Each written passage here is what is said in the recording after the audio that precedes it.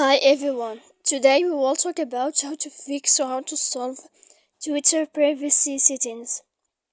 To know how to fix or how to solve Twitter privacy settings, you should just go to settings like this. You will click. After that, in this page, you will go to apps, default apps, app settings. When you will see this list, you will go down to find the application of Twitter and you will enter. When you will see this page, you will go to click for stop. Then you will enter to storage. After that, in this page, you will click clear cache. Then you will go to click clear data. And when you will end all this, you can turn off your phone. So please don't forget to support us by like and subscribe.